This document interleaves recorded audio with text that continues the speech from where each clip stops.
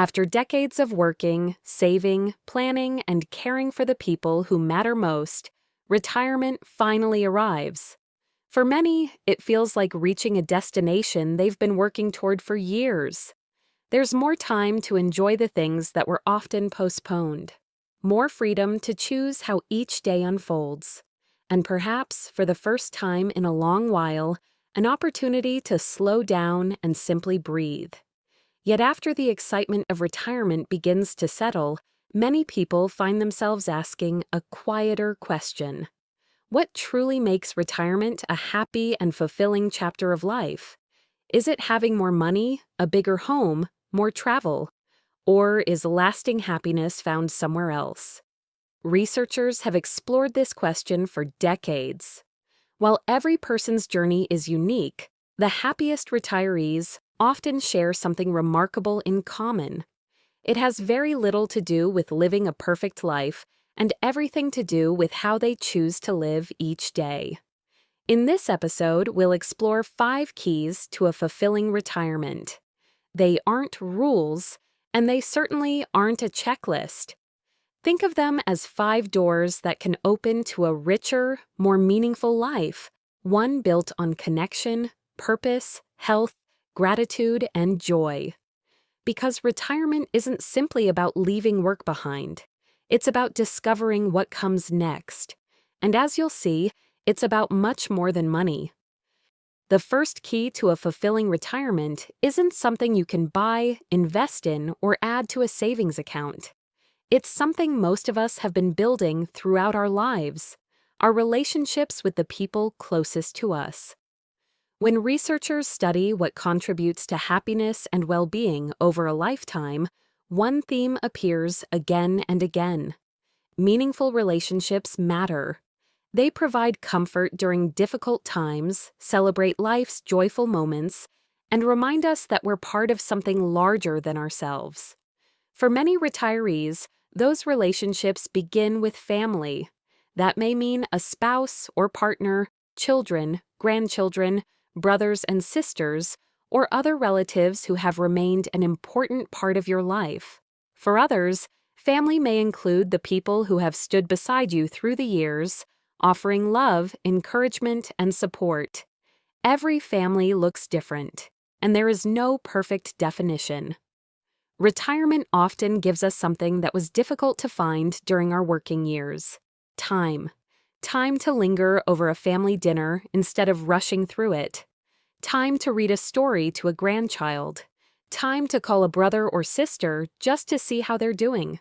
Time to visit relatives who live a little farther away. And sometimes time to mend relationships that may have drifted apart over the years. No family is perfect.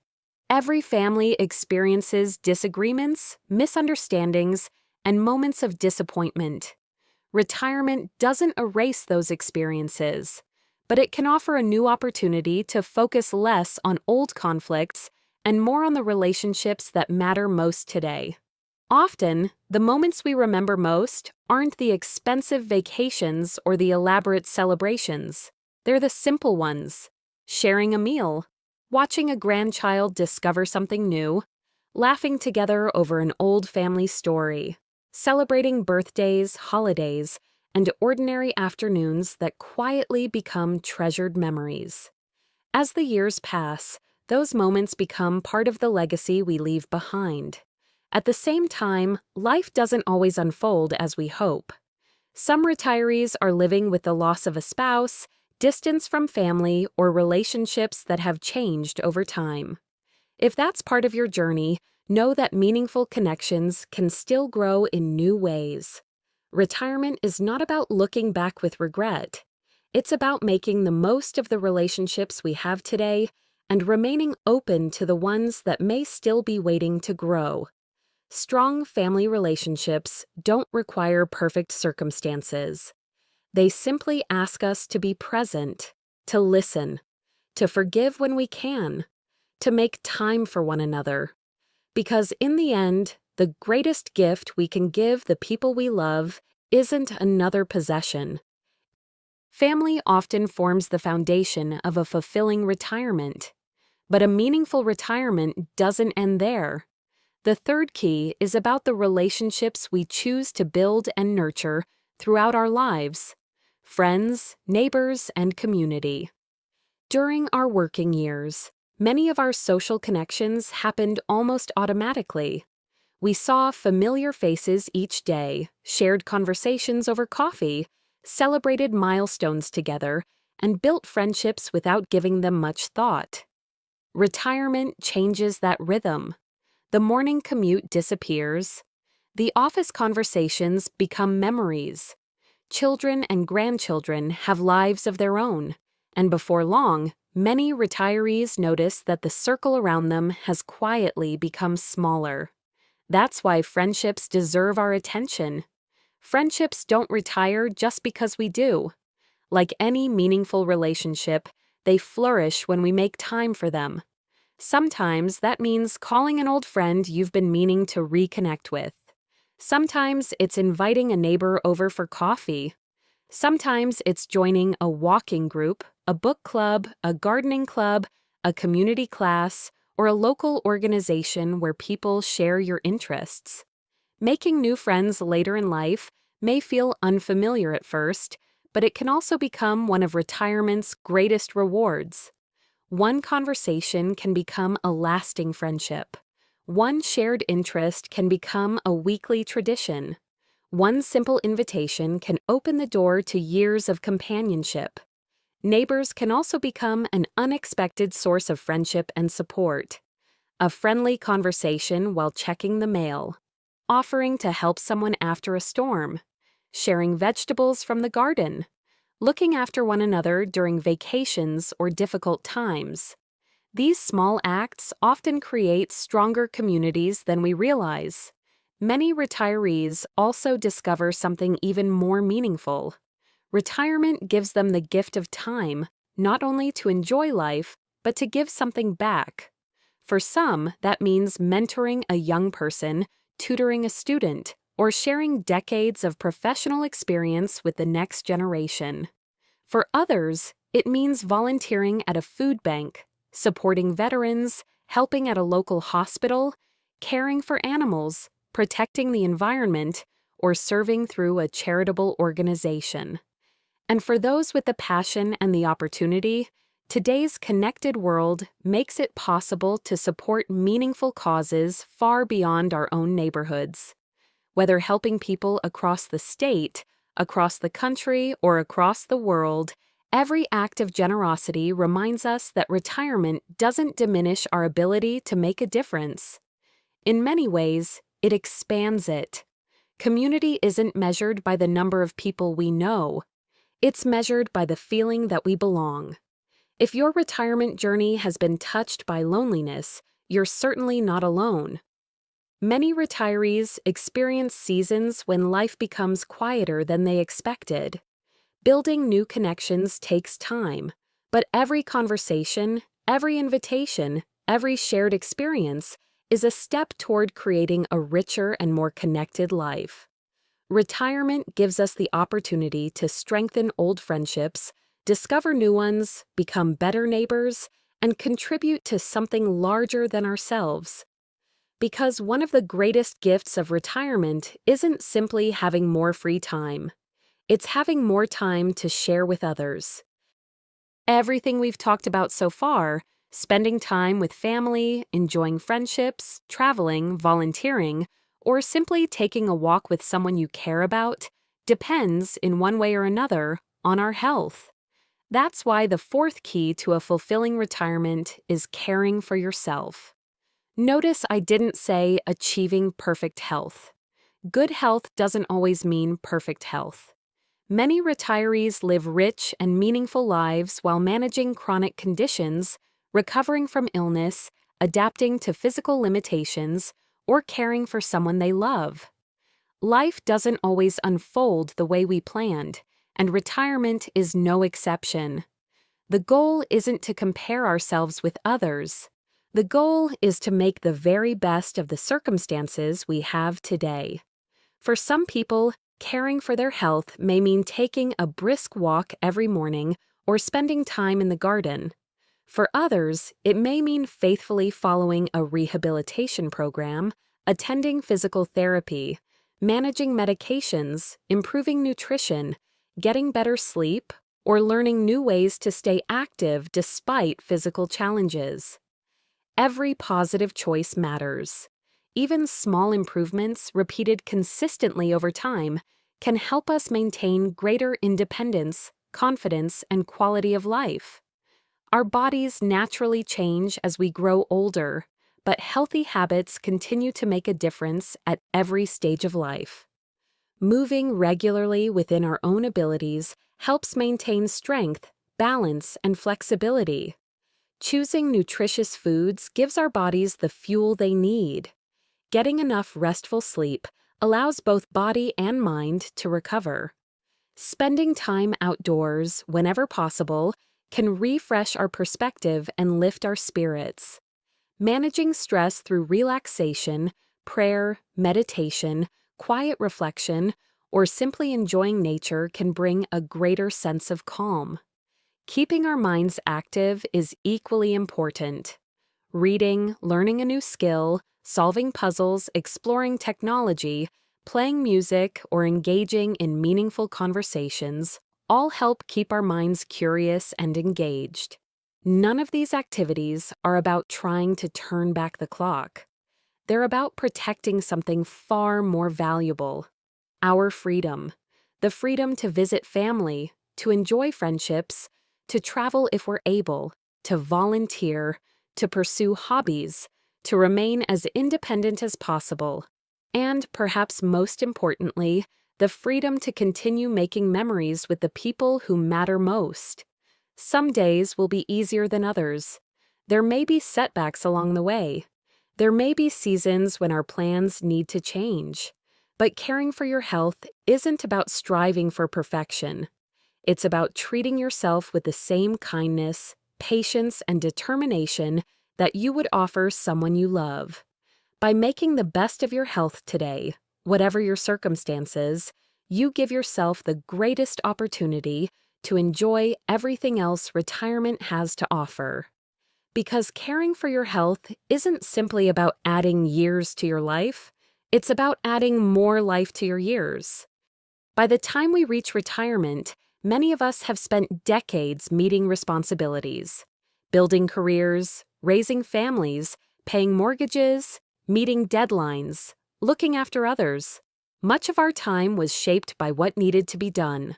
Retirement changes that. For the first time in many years, many people discover they have something they haven't experienced in a long time: the freedom to choose. And with that freedom often comes a different set of questions. Not financial questions, life questions. What brings me joy? How can I contribute? What kind of legacy do I want to leave? What gives my life meaning today? Retirement also brings something many people don't expect: a quiet change in identity. For decades, we often introduced ourselves by our profession. I'm a teacher. I'm an engineer. I served in the military. I owned a business. Those roles became part of who we were. Retirement gently invites us to discover ourselves in a different way, not by the title on a business card, but by our character, our values, and the impact we continue to have on the people around us. In many ways, retirement isn't about losing an identity. It's about discovering a new one. There are no universal answers. Each of us arrives at retirement with different experiences, different beliefs, different dreams, and different challenges. For some people, purpose comes from spending more time with their children and grandchildren. For others, it comes from mentoring younger generations, volunteering, creating something beautiful, learning a new skill, traveling, writing, teaching, or simply being present for the people they love. Some retirees reconnect with hobbies they set aside decades earlier. Others discover entirely new passions they never imagined while they were working. Many find peace in nature. Some find fulfillment through music, art, gardening, or lifelong learning. For many, retirement also becomes a time to reconnect with their faith or deepen their spiritual life.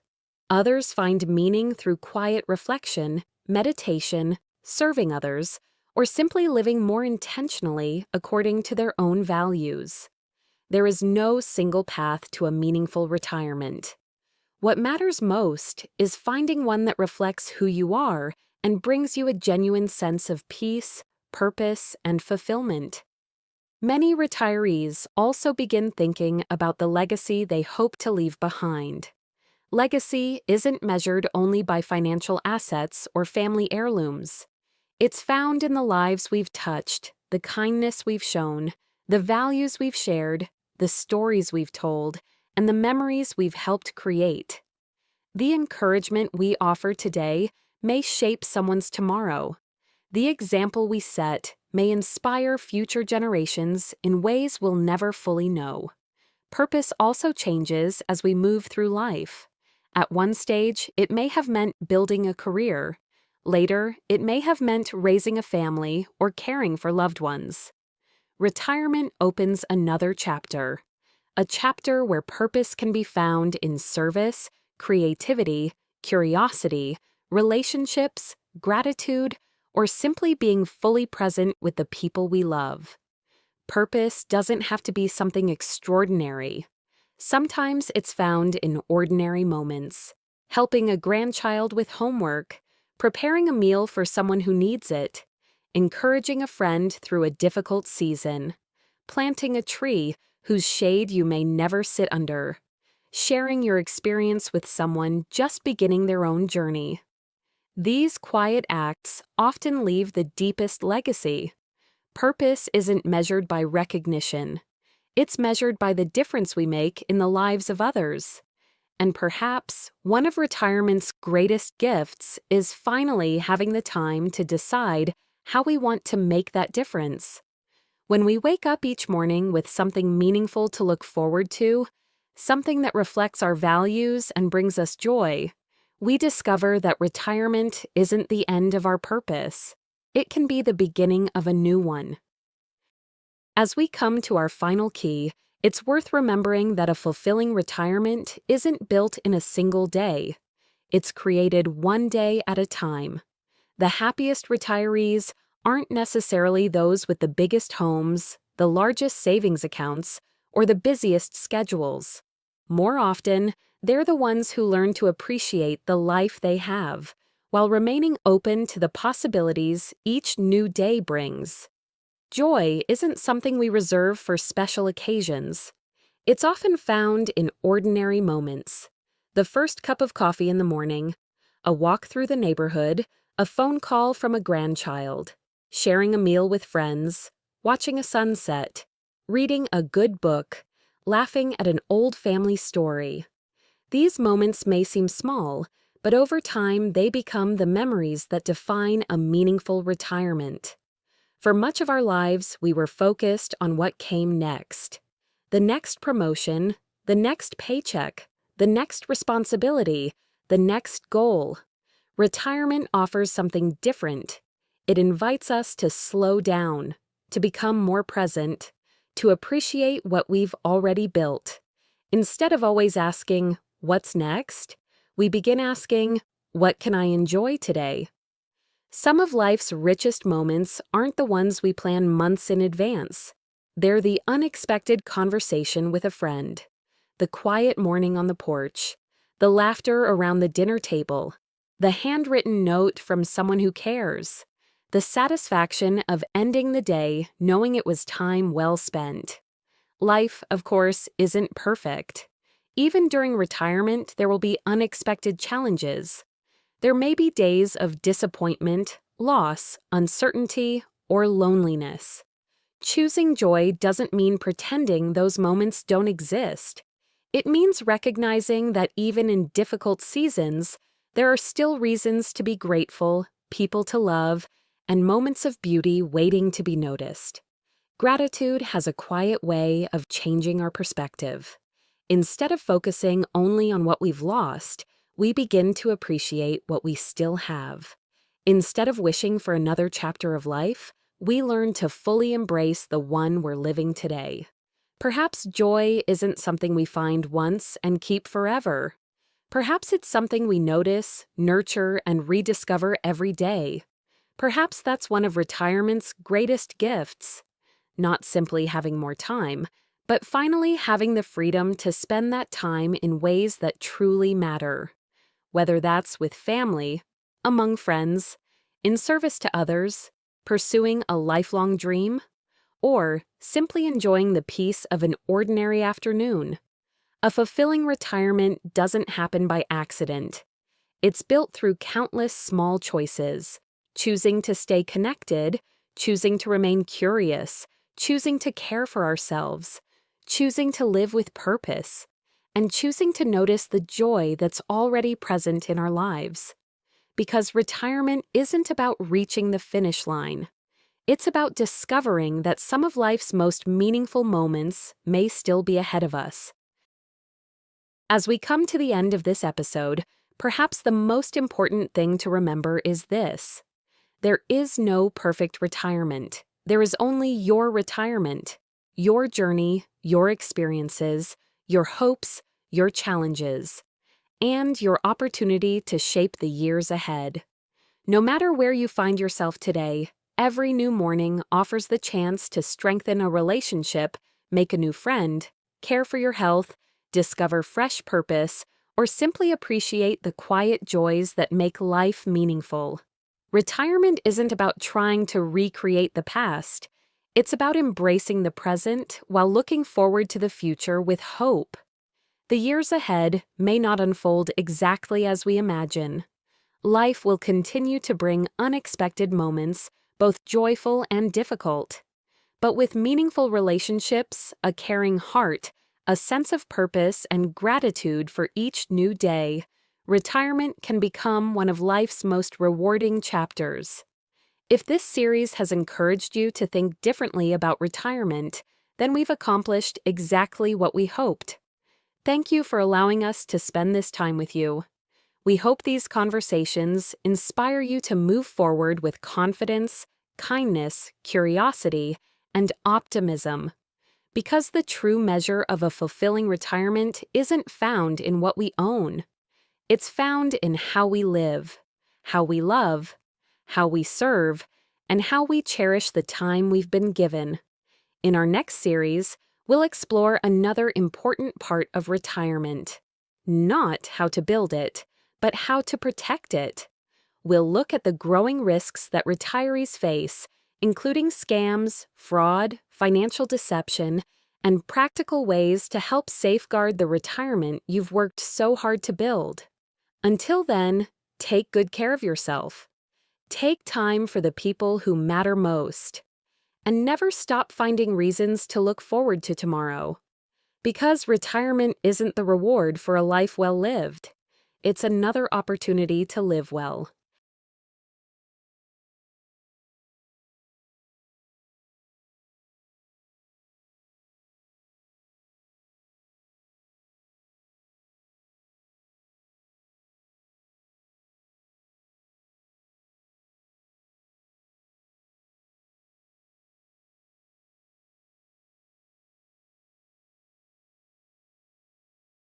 Retirement should be one of the most rewarding chapters of life.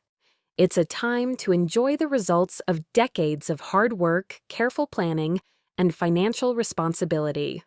For many people, retirement finally brings the freedom to spend more time with family, pursue hobbies, travel, or simply enjoy a slower pace of life.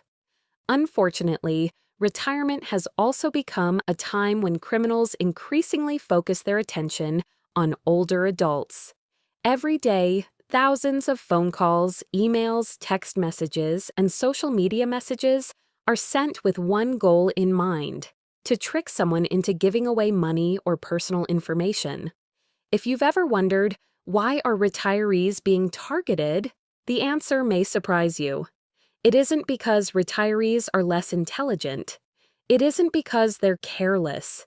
In fact, many victims are well-educated, financially responsible, and have successfully managed their affairs for decades. Professional scammers aren't looking for unintelligent people. They're looking for opportunities. Many retirees have spent a lifetime building savings, paying off their homes, investing for the future, and establishing good credit. Criminals know this. They also know that many retirees are more likely to answer an unexpected phone call, read every email carefully, or politely continue a conversation rather than immediately hanging up. Unfortunately, those qualities, trust, courtesy, and patience, can sometimes be exploited by people with dishonest intentions. Today's scammers are also very different from the criminals many people imagine. They're often part of organized groups operating around the world. They use technology to disguise phone numbers, create convincing emails and websites, and impersonate trusted organizations. Some even work together as teams, each person playing a different role in a carefully planned script. But here's something important to remember. The greatest weapon a scammer has isn't technology, it's emotion. Before they ask for your money, they first try to influence how you feel. They may create fear by claiming your Social Security benefits are at risk. They may create urgency by insisting you must act immediately. They may pretend to represent a trusted organization, or they may even appeal to your kindness by asking you to help fix what appears to be an honest mistake. The encouraging news is that once you understand these patterns, you become much more difficult to deceive. You don't need to become an expert in computers or cybersecurity. You don't need to memorize hundreds of different scams. You simply need to recognize the warning signs, slow down when something doesn't feel right, and take a few moments to verify the facts before making a decision. In today's documentary, we'll explain why retirees are targeted, introduce the 10 most dangerous scam categories affecting older adults today, and share practical steps you can take to protect yourself and the people you care about. Our goal isn't to make you suspicious of every phone call, every email, or every text message. Our goal is much simpler: to help you recognize the situations that deserve a second look before you act. Because the retirement you've worked so hard to build deserves to be protected. Let's begin. Although scams come in many different forms, they almost all rely on the same basic principles. The names change, the technology changes, the stories change, but the methods remain remarkably consistent.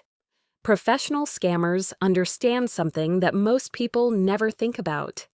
People rarely make poor decisions because they lack intelligence. They make poor decisions when their emotions temporarily overpower their judgment. That's exactly what scammers are trying to accomplish. Whether the scam arrives by phone, email, text message, social media, or even in person, the goal is usually the same: to make you react before you've had time to think. Let's look at the 4 most common techniques they use. The first is fear. Fear is one of the strongest human emotions. A scammer may claim your Social Security benefits have been suspended, your Medicare account has been compromised, your bank account has been hacked, or that a loved one has been arrested or injured. When people become frightened, they naturally want to solve the problem immediately. That's exactly the reaction the scammer hopes to create. The second technique is urgency. Scammers rarely want you to slow down. Instead, they'll often say, "You must act today." Don't hang up. This is your final warning. Your account will be closed within the hour. Why the rush? Because every extra minute gives you another opportunity to stop, think, verify the information, or ask someone you trust for advice. The third technique is trust. Criminals often pretend to represent organizations you've known for years. They may claim to be calling from your bank, the Social Security Administration, Medicare, a well-known technology company, or even a delivery service you've used many times before. Some scams are so convincing that they appear to come from legitimate phone numbers, email addresses, or websites. That's why it's always safer to contact an organization using the official phone number or website that you find yourself, not the one provided by an unexpected caller or message. The fourth technique is isolation. This is one of the most overlooked warning signs. A scammer may tell you not to discuss the situation with anyone else. They may say it's confidential, that your account could be at greater risk if you tell someone, or that speaking to your family might interfere with the investigation. In reality, they want to isolate you because another person may immediately recognize the scam. Whenever someone pressures you to keep a financial matter secret, that should immediately raise a red flag. Although every scam tells a different story, these four techniques appear again and again: fear, urgency, trust, isolation. The next time you receive an unexpected phone call, email, or text message, don't focus only on what is being said. Ask yourself a different question. What is this person trying to make me feel? The answer to that question may tell you far more than the story they're trying to sell. Now that you understand how scammers think, let's look at the 10 most dangerous scam categories affecting retirees today. Now that you understand how scammers manipulate emotions, let's look at 10 of the most dangerous scam categories affecting retirees today. You may be wondering, why these 10? The answer is simple. These are not the only scams targeting retirees, and they certainly won't be the last. Criminals constantly adapt their stories to new technology, current events, and whatever people are talking about at the moment. During tax season, they may pretend to be the IRS. During Medicare enrollment, they may offer new benefits or ask you to verify your Medicare information. After a natural disaster, they may pose as a charity. When cryptocurrency is making headlines, they suddenly become investment experts. The stories change with the calendar and the news, but the warning signs remain remarkably consistent. One reason today's scams are so convincing is that they're often built around something that's real: a real government agency, a real Medicare benefit, a real bank, a real online retailer, a real investment opportunity. Criminals simply change enough details to create confusion and persuade you to act before you've had time to verify the facts. The 10 categories you're about to hear consistently appear in public fraud warnings and consumer complaints because they represent the most common patterns used to target retirees. Learning these categories is far more valuable than memorizing individual scam stories, because tomorrow's scam will probably look different, but it will often belong to one of these same categories. The first category is government and authority impersonation. Imagine answering your phone and hearing someone claim to represent Social Security, Medicare, the IRS, or another government agency. They may tell you your benefits have been suspended, your identity has been compromised, or that legal action is about to begin unless you act immediately. The organization may be real. The phone call is not. Always contact the agency using an official phone number you obtain independently, never the number provided by an unexpected caller. The second category is the family emergency scam, often called the grandparent scam. A frantic phone call claims that your grandchild, another family member, or someone you love has been arrested, injured, or stranded and urgently needs money. The goal is simple: create enough emotion that you send money before speaking with your family. Whenever money is requested during a family emergency, pause first and contact your loved one directly using a trusted phone number. The third category is technology support scams. A warning suddenly appears on your computer, your phone rings unexpectedly, or you receive an email claiming your device has been infected or your accounts have been compromised. Someone offers to help. The first step is often asking you to install software that allows them to access your computer remotely. No legitimate company will unexpectedly contact you and ask for remote access to your computer to solve a problem you didn't report. The fourth category is the refund or overpayment scam. You receive a message claiming you've been charged for something you never purchased. A friendly representative offers to help you receive a refund. Soon afterward, you're told that too much money was accidentally returned and asked to send the difference back immediately. The apparent mistake is part of the deception. Always verify your actual account balance independently before sending money to anyone. The fifth category is investment and get-rich-quick scams. These scams promise extraordinary returns with little or no risk. Today, they may involve cryptocurrency, artificial intelligence, exclusive investment opportunities, or secret trading systems. Tomorrow, the story may change. The promise never does. Remember this principle: legitimate investments always involve risk. Anyone promising guaranteed high returns with little or no risk is asking you to ignore one of the oldest warning signs in finance. These are the first 5 scam categories every retiree should recognize. In the next chapter, we'll look at 5 more categories that have become increasingly common in today's connected world. The first 5 scam categories are among the most familiar, but they are only part of today's fraud landscape. As technology evolves and criminals gain access to more personal information, new variations continue to emerge. Let's look at 5 more scam categories that every retiree should recognize. The 6th category is unexpected money, lottery, and inheritance scams. These scams begin with exciting news. You may be told you've won a lottery you never entered, inherited money from a distant relative, qualified to receive unclaimed funds, or been selected to receive a valuable prize.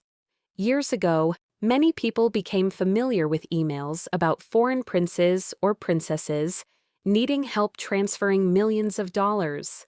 While those stories are less common today, the underlying scam remains the same. The names, countries, and circumstances may change, but the promise of easy money never does. Remember this simple rule: you should never have to pay fees, taxes, or processing costs in order to receive money that legitimately belongs to you. The 7th category is banking and payment scams. You receive a text message or phone call claiming there's suspicious activity on your bank account. The caller sounds professional and may even know some of your personal information. They ask you to move your money to a safe account, approve an urgent payment, or provide a one-time security code sent to your phone. Pause before acting. Your bank already has the information it needs to identify you. If you're concerned, end the conversation and contact your bank using the phone number on the back of your debit or credit card. The 8th category is identity theft and information harvesting. Sometimes the scam isn't about stealing your money today. It's about collecting one more piece of your identity. Personal information can be exposed through data breaches affecting businesses, healthcare providers, retailers, financial institutions, and many other organizations. Criminals combine that information with details gathered from phishing emails, fake websites, social media, and unexpected phone calls. Think of your identity as a jigsaw puzzle. Every piece helps complete the picture. That's why protecting your personal information is just as important as protecting your bank account. The 9th category is online shopping and marketplace scams. These scams often involve fake online stores, counterfeit products, package delivery notifications, or fraudulent marketplace listings.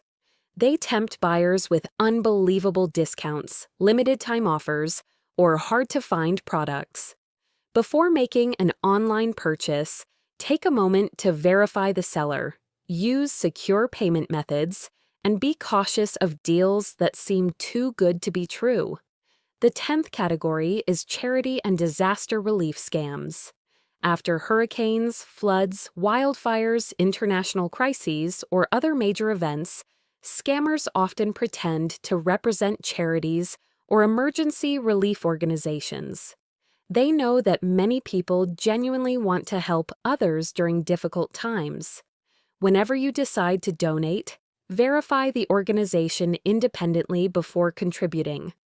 A few extra minutes can help ensure your generosity reaches the people who truly need it. Although these 10 scam categories tell different stories, they all rely on the same 4 techniques we discussed earlier: fear, urgency, trust, and isolation.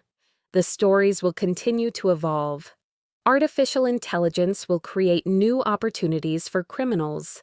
New technologies will appear. New payment methods will emerge.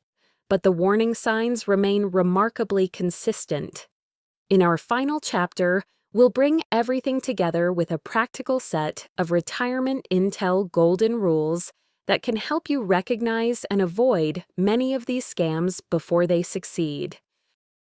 We've covered 10 of the most dangerous scam categories affecting retirees today. Although the stories continue to evolve, the ways to protect yourself remain surprisingly consistent. Let's finish with the retirement intel golden rules. Rule number 1: slow down. Scammers want you to react immediately. Give yourself permission to pause. Very few legitimate financial decisions need to be made within minutes. Rule number 2: verify independently. If someone claims to represent your bank, Medicare, Social Security, a government agency, or a well-known company, end the conversation politely and contact the organization yourself using an official phone number or website that you trust. Rule number 3: protect your personal information. Your identity is valuable. Never share sensitive personal or financial information simply because someone contacted you unexpectedly. Rule number 4: never let anyone rush you. Pressure is one of the strongest warning signs of a scam. If someone insists that you must act immediately, stop and ask yourself why they don't want you to have time to think. Rule number 5: talk to someone you trust. Scammers often try to isolate their victims. A quick conversation with a family member, trusted friend, or financial advisor can prevent a costly mistake. Rule number 6: if something sounds too good to be true, it probably is. Whether it's an investment promising extraordinary returns, a lottery you never entered, or an unexpected inheritance, healthy skepticism is one of your strongest forms of protection. And finally, rule number 7: trust your instincts. If something doesn't feel right, don't ignore that feeling. Hang up the phone, close the email, walk away from the conversation. You can always call back. You can always verify the information. You can always make a decision later. Remember, legitimate organizations want you to make informed decisions. Scammers want you to make emotional decisions. That's one of the biggest differences between the two. These 7 simple rules won't prevent every scam, but they can dramatically reduce the chances of becoming a victim. Knowledge isn't just information, it's protection. The scams we've discussed today represent some of the most dangerous categories affecting retirees today.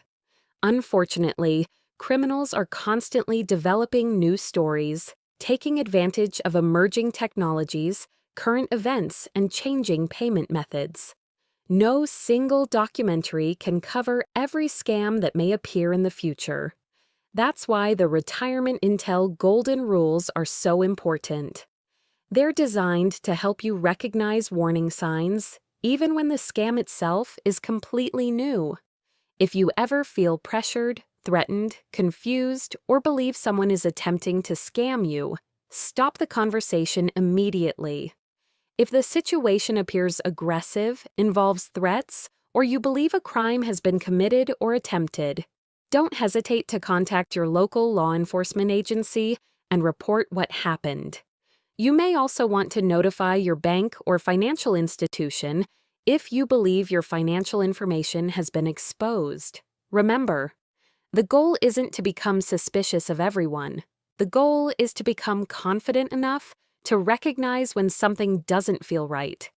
Knowledge won't stop every scammer from trying, but it can stop many scams from succeeding. If this documentary helps protect even one retirement, then we've accomplished exactly what we set out to do. Thank you for watching Retirement Intel.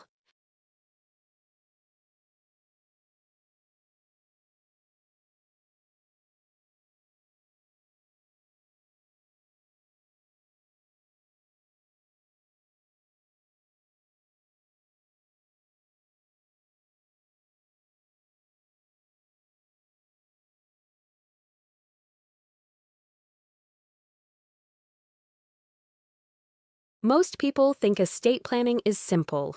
You either write a will or you don't. And if you want something more advanced, you hear about trusts.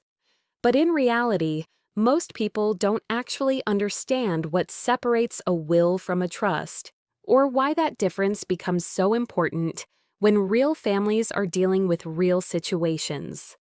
The confusion usually starts because both documents are talked about in the same conversation. They are often grouped together as if they are interchangeable tools, but they are not. And treating them as if they serve the same purpose is one of the most common misunderstandings in estate planning. Because estate planning is not just about deciding who receives your assets. It is about how those assets are managed, how they are transferred, and how that entire process unfolds when you are no longer there to guide it. That how is where everything changes. It determines whether your family experiences delays or smooth transitions, whether your estate becomes a private process or a public court procedure, and whether decisions are made quickly or are held up in legal systems that take time to resolve. A will and a trust both exist inside that system, but they operate in very different ways. They are built on different structures, they activate at different times, and they produce very different outcomes for the people you leave behind. A will is often the first thing people think of when they hear the term estate planning. It is relatively simple to create, easy to understand at a surface level, and it allows you to clearly state who should receive your assets after your death. But what many people do not realize is that a will does not actually transfer assets immediately. Instead, it becomes part of a legal process called probate, where the court validates the document, reviews the estate, and supervises how everything is distributed. This process is necessary, but it can take time, sometimes months, sometimes longer depending on complexity, documentation, and legal requirements. During that time, your assets are not immediately accessible in the way many people assume they are. Everything must move through the court system before distribution is finalized. A trust works differently. Instead of waiting until after death for instructions to take effect, a trust is designed to manage assets during your lifetime and after. It places assets under the control of a trustee who manages them according to instructions that you set in advance. One of the key advantages of this structure is that it can often allow assets to transfer outside of probate. That means the process can be more private, more direct, and in many cases significantly faster. It also allows for continuity of control, which means if you become unable to manage your affairs, the trust can already define how those responsibilities are handled without court intervention. So when people ask which one is better, a will or a trust, that is actually the wrong question.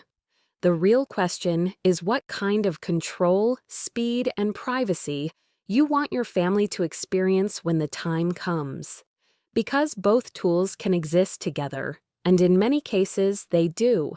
A will covers the basic structure of wishes and guardianship.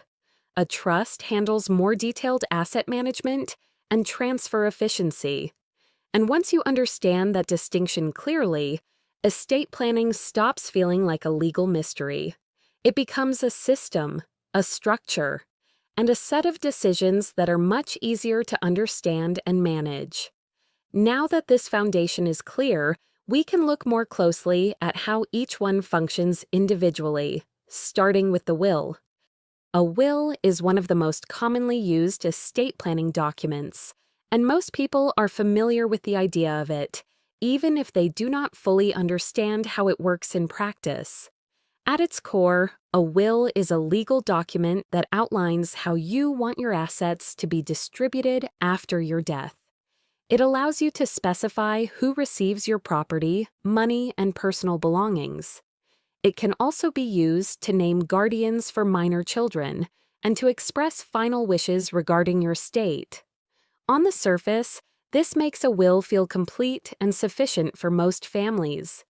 But the key detail that many people overlook is not what a will includes, but how it is actually carried out. A will does not operate immediately upon death in the way many people assume. Instead, it must go through a legal process known as probate. Probate is the court-supervised process where a will is validated, debts are reviewed, and the distribution of assets is officially approved. This means that even if your wishes are clearly written in a will, they are not automatically executed without court involvement. The probate process exists to ensure legality and fairness, but it also introduces time, structure, and procedural steps that can delay access to assets. In some cases, this process can take months. In more complex estates, it can take longer depending on documentation, disputes, or court workload. During this time, assets are typically not distributed freely to beneficiaries. Instead, they remain under legal supervision until the process is completed. This is one of the key differences between expectation and reality when it comes to wills. Many families assume that once a will exists, everything transfers smoothly and quickly. But in practice, the legal system plays an active role in managing that transition. This is not a flaw in the system, but it is an important factor to understand when planning. Because the role of a will is not to bypass legal processes, but to provide direction within them.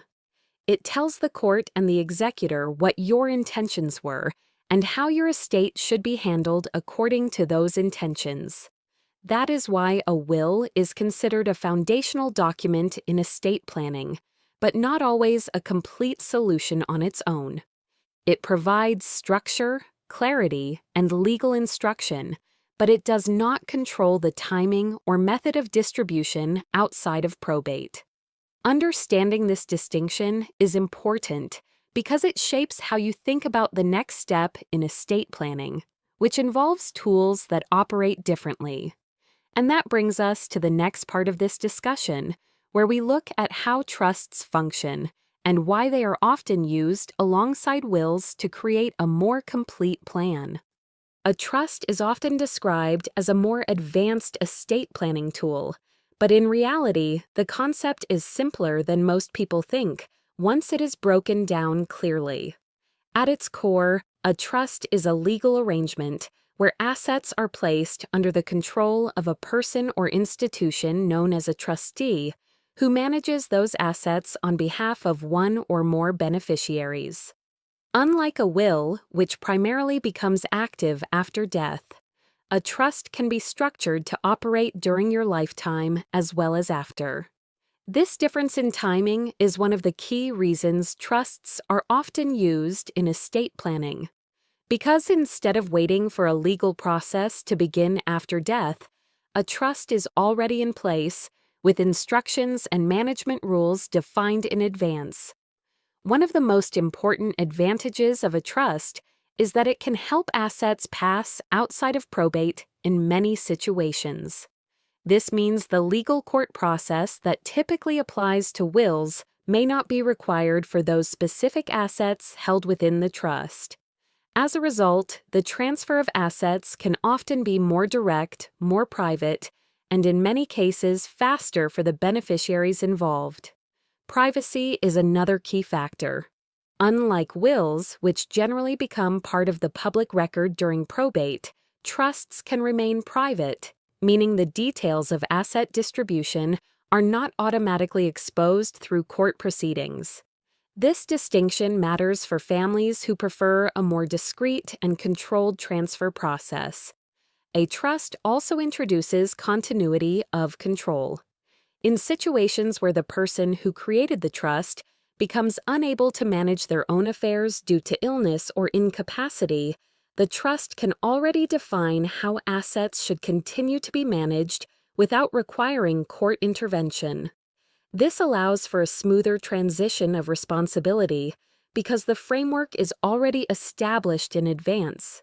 However, it is important to understand that a trust is not automatically better than a will. It is simply different in structure and purpose. Trusts typically require more planning, more setup, and ongoing management compared to a basic will. They are used when families want more control over timing, privacy, and how assets are handled both during life and after death. In many real-world estate plans, trusts and wills are not competing tools. They are complementary. A trust may handle specific assets, while a will covers anything not included in the trust and provides additional instructions such as guardianship or final wishes. Understanding this relationship is essential because it shifts the question from choosing one over the other to understanding how both work together as part of a complete estate planning system. And once both tools are understood individually, the next step is to compare them directly and see how they differ in real-world application. At this point, the difference between a will and a trust is no longer about definitions. It is about outcomes. Because in real estate planning decisions, people are not choosing between documents. They are choosing between processes, control, and how their family will experience the transfer of assets. A will typically means your estate will go through probate. A trust is often used to reduce or avoid that process for certain assets. A will is simpler to set up, but it relies on the court system after death. A trust requires more planning up front, but it is designed to operate with less court involvement later. This creates a practical decision point. If your priority is simplicity and basic distribution instructions, a will may be enough for your situation. If your priority is reducing delays, increasing privacy, and maintaining more control over how assets are handled, a trust becomes more relevant. In many real cases, the decision is not either-or. It is layered. A will handles what is left outside the trust. A trust handles what needs structured management or faster transfer. So the real question is not which one replaces the other. It is which combination creates the outcome your family actually needs. Once you think in those terms, estate planning stops being about legal categories. It becomes about designing a system that works under real conditions, not theoretical ones. And that is where everything comes together in the final overview. Once you understand how wills and trusts work individually and how they differ in structure, timing, and legal process, the next step is to understand how they actually function in real estate planning situations. Because in practice, most complete estate plans do not rely on just one or the other. They combine both. A will and a trust are not competing tools. They are complementary components within a larger system designed to manage different parts of your estate in different ways. A trust is often used to handle specific assets that require structured management, continuity, or faster transfer outside of probate. A will is used to cover everything else that is not included in the trust, and to provide additional instructions such as guardianship arrangements and final personal wishes. This combination is important because it closes gaps that would exist if only one document was used. If someone only has a trust but no will, there may still be assets outside the trust that require legal direction. If someone only has a will, then all assets may still be subject to probate, depending on how they are structured and owned. So, the goal is not to choose between them. The goal is to make sure they work together in a coordinated way. This is where estate planning shifts from being a document-based process to a system-based process. Instead of thinking in terms of individual legal forms, you begin thinking in terms of how each piece interacts with the others. What happens during your lifetime? What happens during incapacity? And what happens after death? A trust can provide continuity during life and efficiency after death. A will can provide clarity, instructions, and legal direction for anything outside that structure. Together, they create a more complete framework that reduces uncertainty and improves the transition process for your family. But even this combination is not the full picture of estate planning, because there are still other critical components that determine how smoothly everything works when it matters most, such as who has authority to act on your behalf during incapacity, and how medical or financial decisions are handled if you are unable to make them yourself. That is where the next part of this series becomes important. Because once you understand wills and trusts, the next layer is understanding control, authority, and decision-making power during your lifetime. And that is where we continue in the next episode.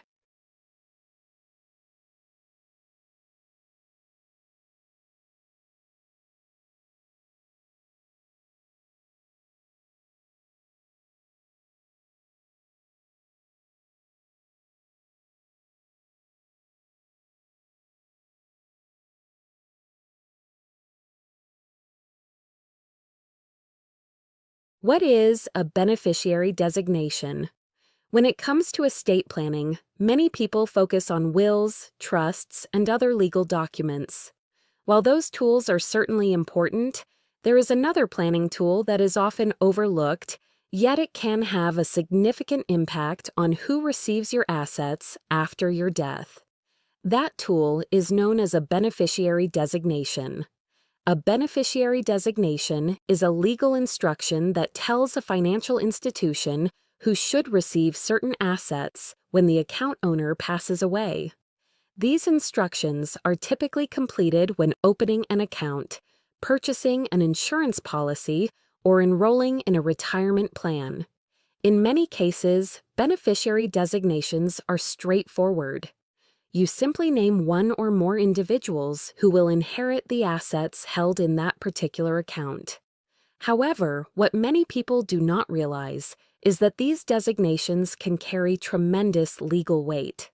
In fact, beneficiary designations often determine who receives assets regardless of what is written in a will. Before discussing why that matters, let's first look at the types of accounts that commonly use beneficiary designations. Retirement accounts are among the most common examples. This includes traditional IRAs, Roth IRAs, 401k plans, and other employer-sponsored retirement plans. When you open one of these accounts, you are usually asked to name both primary and contingent beneficiaries. Life insurance policies also rely heavily on beneficiary designations. The insurance company will generally distribute the death benefit according to the beneficiary form on file. Certain annuities use beneficiary designations as well.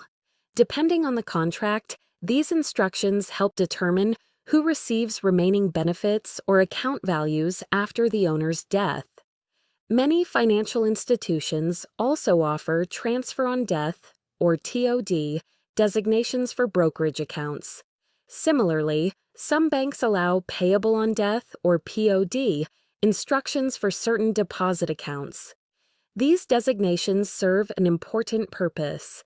They allow financial institutions to transfer assets efficiently and according to the account owner's instructions, without requiring additional court involvement in many situations.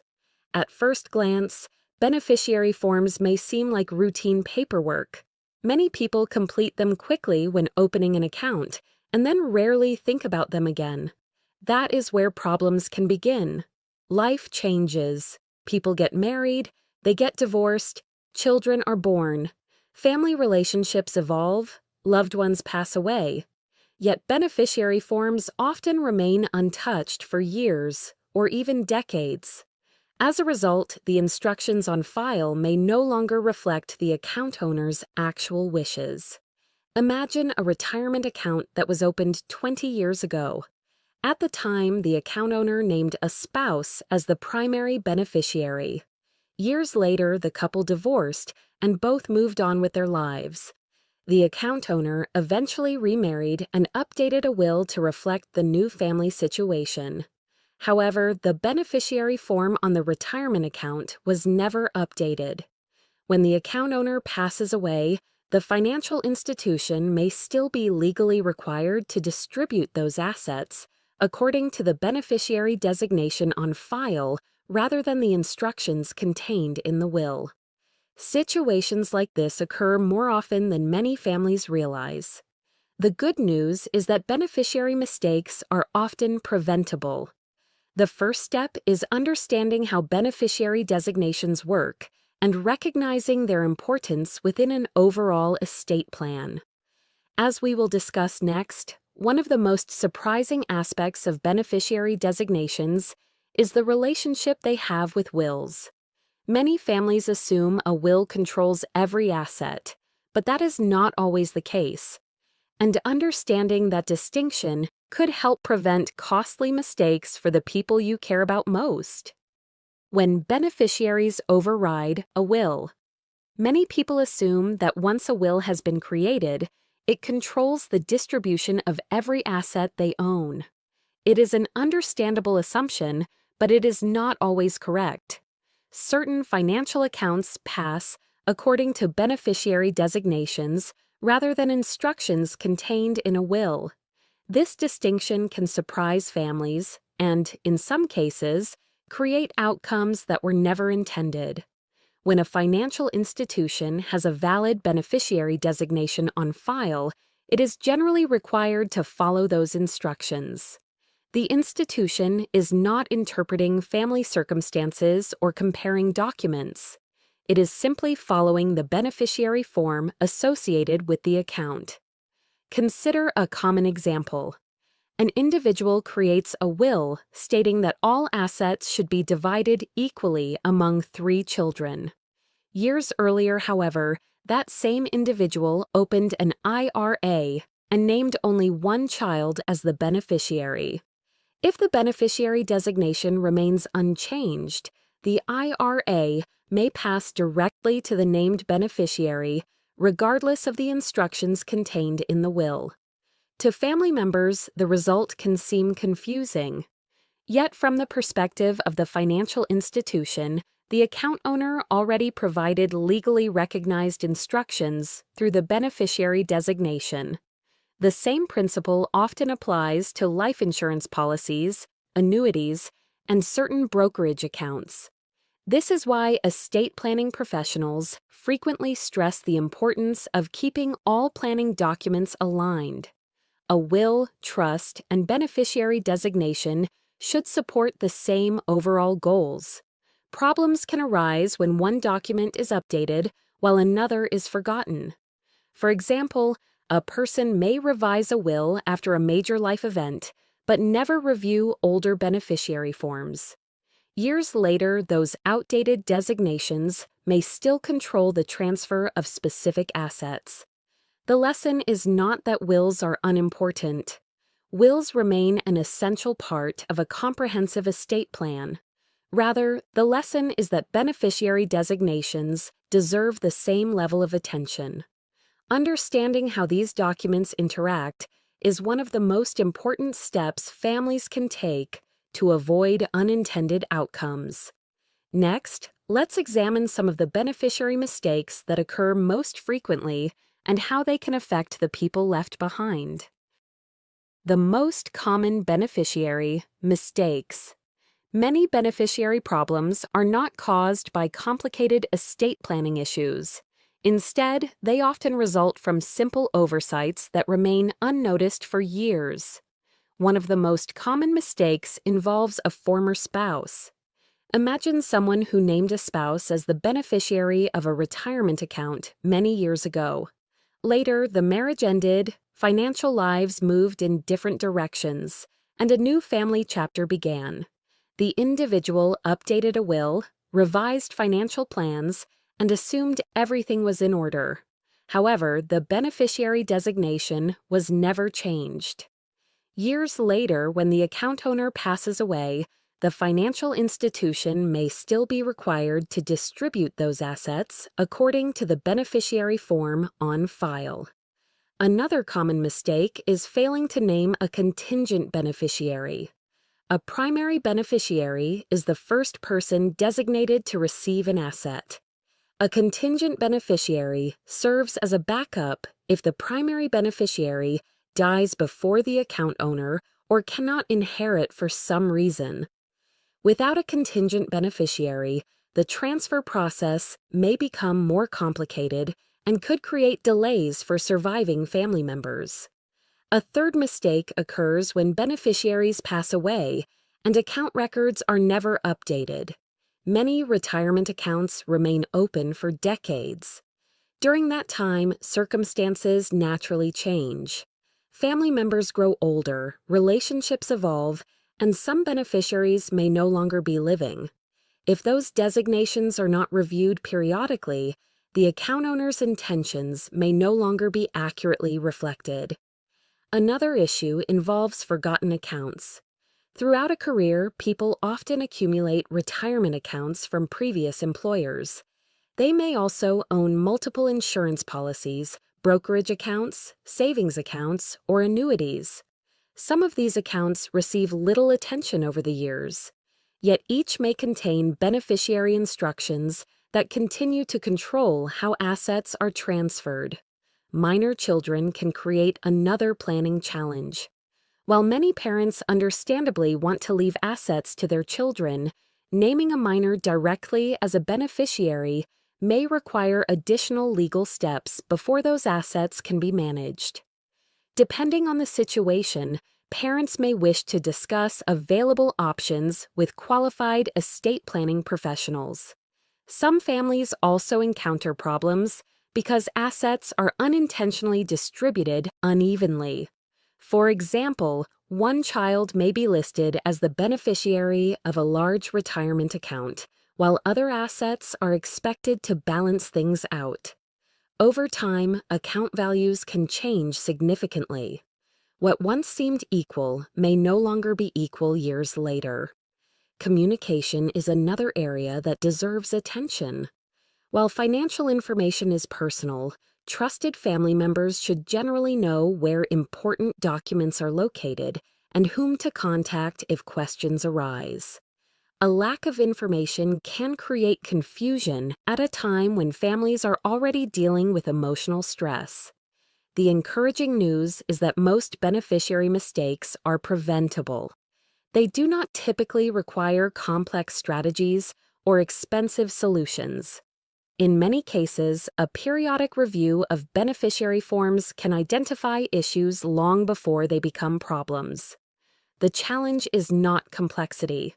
The challenge is remembering to review information that may have been completed many years ago and then forgotten. Next, let's look at the specific accounts that should be included in every beneficiary review. Accounts you should review. Now that we've discussed some of the most common beneficiary mistakes, the next question is straightforward. Which accounts should you actually review? The good news is that most families can identify the important accounts fairly quickly. Retirement accounts should usually be at the top of the list. This includes traditional IRAs, Roth IRAs, 401k plans, 403b plans, and similar employer-sponsored retirement accounts. Because these accounts often transfer according to beneficiary designations, it is important to verify that the information on file remains accurate. Life insurance policies are another high-priority item. For many families, life insurance benefits represent a significant financial resource intended to support loved ones after a loss. Ensuring beneficiary information is current can help those benefits reach the intended recipients efficiently. Annuities should also be reviewed. Depending on the contract, beneficiary designations may determine how remaining account values or benefits are distributed after the owner's death. Brokerage accounts deserve attention as well. Many brokerage firms offer transfer on death or TOD designations. These instructions allow assets to pass directly to named beneficiaries under certain circumstances. Bank accounts may have similar arrangements known as payable on death or POD designations. Although these accounts are sometimes smaller than retirement accounts, they can still play an important role in an overall estate plan. Former employer retirement accounts are frequently overlooked. Many people change jobs several times during their careers. As a result, retirement savings may be spread across multiple accounts established over many years. An old 401k from a previous employer may still contain beneficiary instructions that have not been reviewed in a very long time. It is also worth reviewing any account that allows beneficiary designations, even if the balance seems relatively modest today. Account values can change over time, and small accounts may eventually become more significant than originally expected. One practical approach is to create a simple inventory. List the financial institution, account type, approximate balance, and current beneficiaries associated with each account. This exercise not only helps identify potential gaps, but also provides a useful reference for future reviews. Remember, the goal is not necessarily to make changes. The goal is to confirm that each account continues to reflect your wishes and remains consistent with your broader estate planning objectives. Once you know which accounts to review, the final step is establishing a simple process for keeping beneficiary information current. Beneficiary Review Checklist. We've discussed what beneficiary designations are, how they can affect the transfer of assets, the mistakes that often occur, and the accounts that deserve attention. Now let's bring everything together with a practical beneficiary review checklist. First, schedule periodic reviews. Beneficiary designations should not be treated as a one-time task completed when an account is opened. A review every year or two can help ensure your instructions remain accurate and aligned with your current wishes. Second, review beneficiary information after major life events. Marriage, divorce, remarriage, the birth of a child, the death of a family member, or significant changes in family circumstances are all good reasons to revisit your beneficiary designations. Third, confirm both primary and contingent beneficiaries. Many people remember to name a primary beneficiary, but forget to establish a backup. Contingent beneficiaries can provide an additional layer of protection if circumstances change unexpectedly. Fourth, create a simple account inventory. List your retirement accounts, insurance policies, brokerage accounts, annuities, and other accounts that contain beneficiary instructions. Include the financial institution and the beneficiaries currently on file. Having this information organized can make future reviews much easier. Fifth, make sure your estate planning documents work together. Your will, trust, beneficiary designations, powers of attorney, and other planning documents should support the same overall objectives. When documents are updated independently, inconsistencies can sometimes develop over time. Sixth, keep important records in a secure location. Trusted family members or designated representatives should know where to find critical information if it is ever needed. This can reduce confusion and administrative challenges during an already difficult time. Finally, seek professional guidance whenever questions arise. Estate planning decisions often involve legal, financial, and tax considerations that vary from one family to another. Professional advice can help ensure your plans are aligned with your goals and current laws. The purpose of beneficiary planning is not simply transferring assets. It is helping ensure that your intentions are carried out and that your loved ones experience fewer complications during an emotional period. The good news is that beneficiary reviews do not require a major time commitment. A few minutes spent reviewing account information today could help prevent confusion, delays, and unintended outcomes in the future. As we conclude, remember this important principle. Beneficiary designations are among the most powerful estate planning tools many people have, yet they are often the easiest to overlook. Taking the time to review them periodically may be one of the simplest steps you can take to help protect your family and preserve your wishes.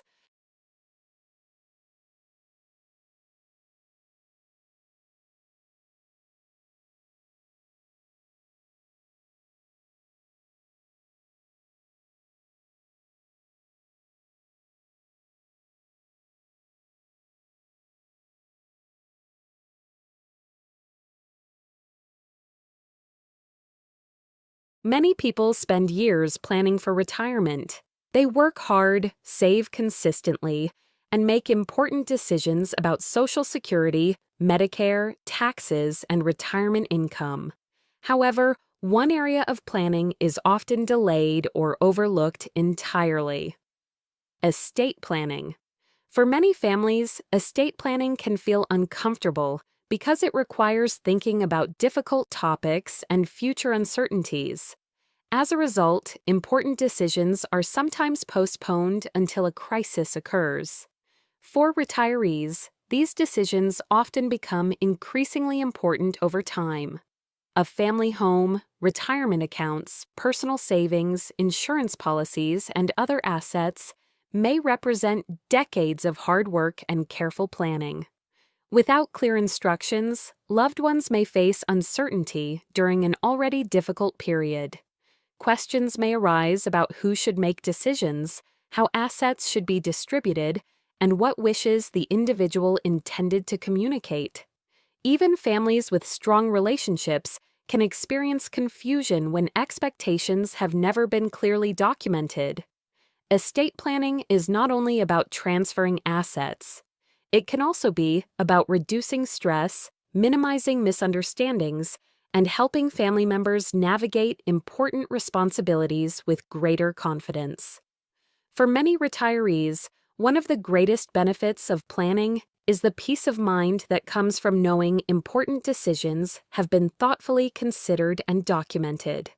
Many people also use estate planning documents and family discussions to communicate personal wishes, including preferences regarding funeral arrangements, memorial services, or other end-of-life considerations.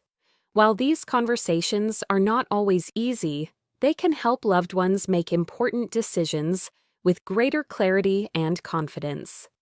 Two of the most commonly discussed estate planning tools are wills and trusts. Many people have heard these terms before. However, there is often confusion about what they do, how they differ, and whether one is more appropriate than the other. Some people assume that a will and a trust accomplish exactly the same thing. Others believe trusts are only for wealthy families. In reality, estate planning decisions depend on. For millions of Americans, retirement is a time of greater freedom, but also greater uncertainty.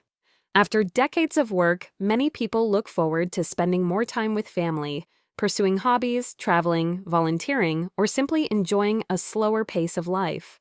Yet retirement also brings important questions. Will my savings last? How will rising healthcare costs affect my budget? And perhaps most importantly, can I continue to rely on Social Security? For many retirees, Social Security is more than a government program. It is an important part of the monthly income that helps pay for housing, groceries, utilities, and medical expenses. In some households, it represents a significant portion of retirement income. That is why headlines about Social Security often attract so much attention. You may have seen warnings that the system is running out of money. You may have heard predictions of benefit cuts. You may even have heard claims that Social Security is going bankrupt. When people depend on something, uncertainty naturally creates concern. So what should retirees actually understand about the future of Social Security? Is the program really in danger of disappearing? And what might the next decade look like for current and future beneficiaries? In today's retirement briefing, we'll examine how Social Security works, why funding challenges exist, what official projections currently indicate, and what retirees should realistically understand as they plan for the years ahead. The goal is not fear. The goal is understanding. To appreciate why Social Security matters so much, it helps to consider just how many Americans depend on it. Today, tens of millions of people receive Social Security benefits. For some retirees, Social Security provides supplemental income. For others, it serves as a primary source of monthly support. These payments help cover everyday expenses: rent or mortgage payments, property taxes, food, utilities, transportation, healthcare costs. In other words, Social Security is woven into the financial lives of millions of American households. That is one reason discussions about its future often generate strong emotions. When people hear phrases such as funding shortfall or trust fund depletion, many immediately wonder whether their retirement security is at risk.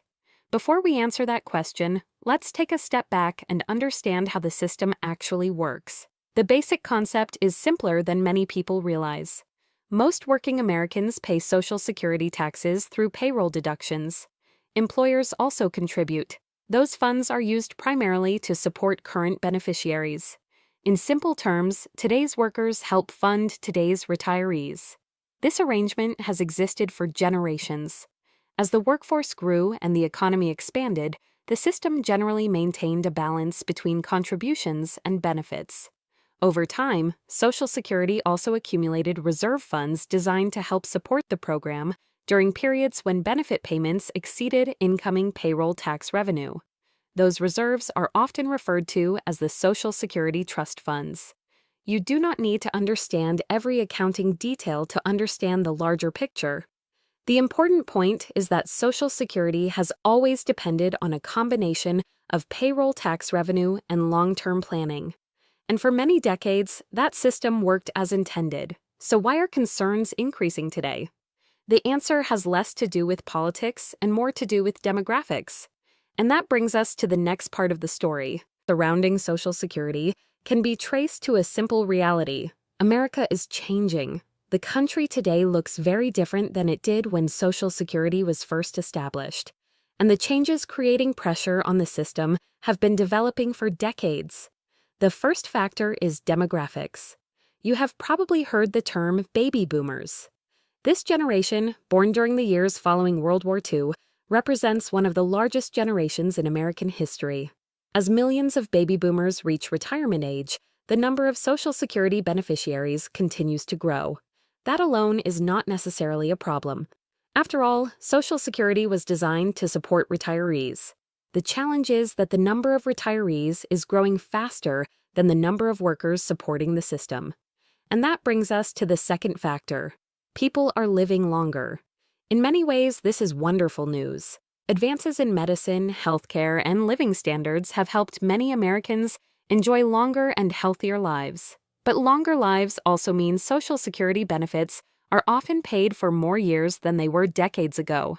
A retiree who receives benefits for 20 or 30 years places different demands on the system than someone who receives benefits for a shorter period. Again, this is not a crisis. It is simply a reality that planners must account for. The third factor involves the relationship between workers and retirees. When Social Security was created, there were significantly more workers supporting each beneficiary. Over time, that ratio has gradually declined. Today, fewer workers support each retiree than in previous generations. Imagine a group of people contributing to a shared fund. If more people begin drawing from that fund while fewer people contribute to it, the financial balance eventually changes. That example is not a perfect representation of Social Security, but it helps illustrate the challenge. Taken together, these trends help explain why experts have discussed Social Security's long-term finances for many years.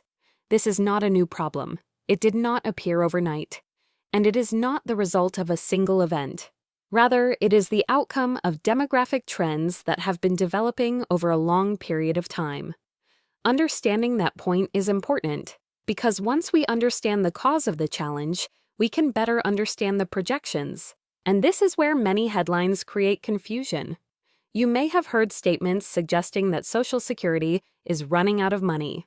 At first glance, that sounds alarming, but the reality is more nuanced. When experts discuss future funding challenges, they are often referring to the reserves held by the Social Security trust funds. According to current projections, those reserves may eventually become depleted if no changes are made to the system.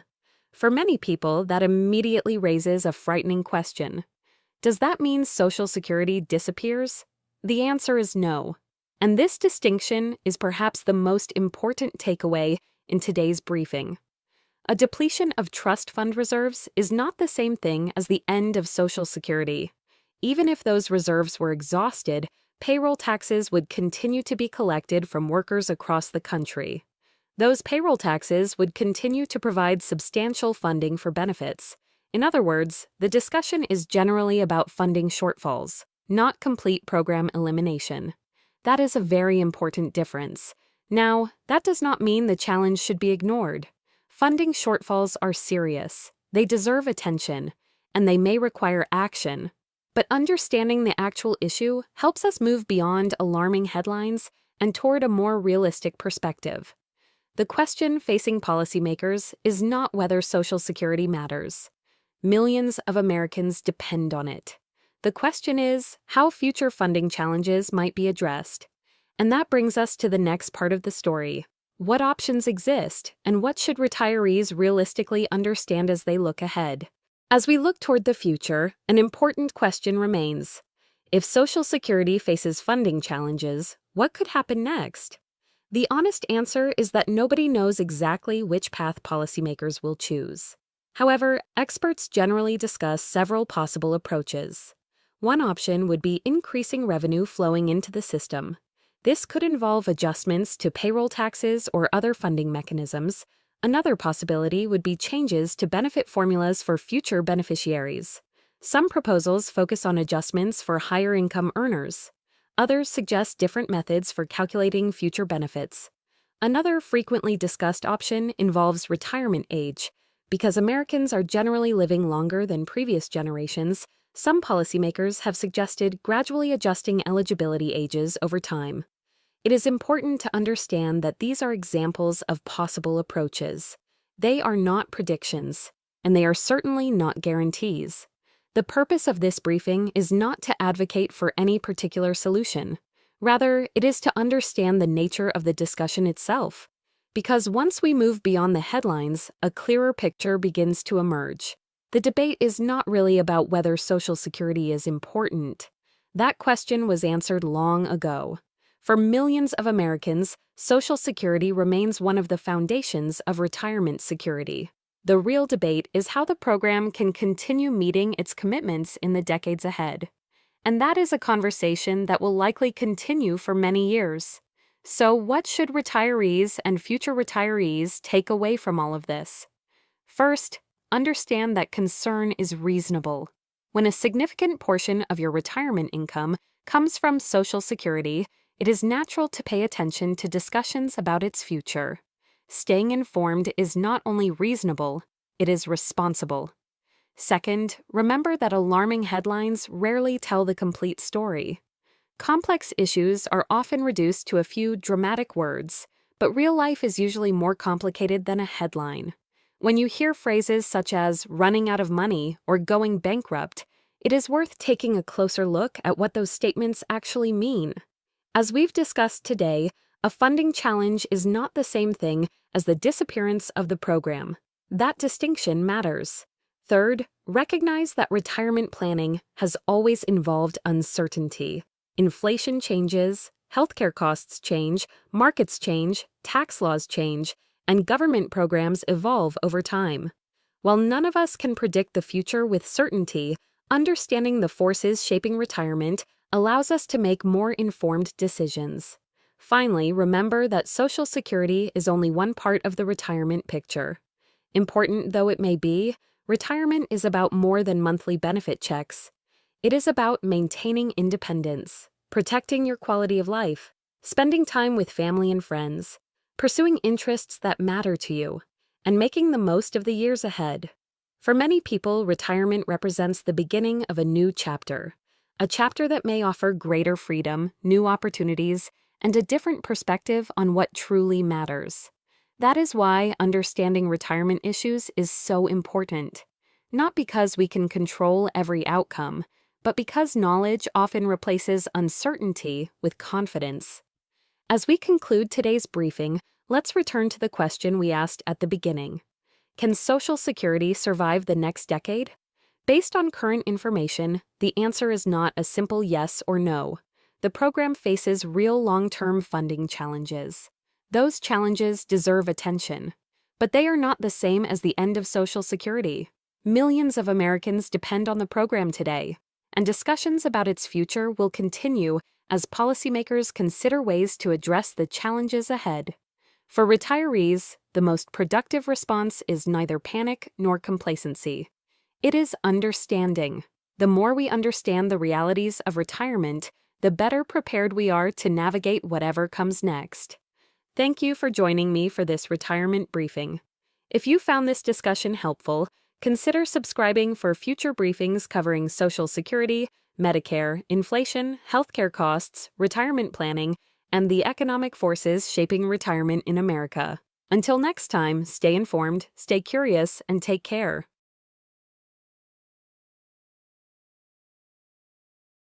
Social Security is one of the most important sources of retirement income for millions of Americans.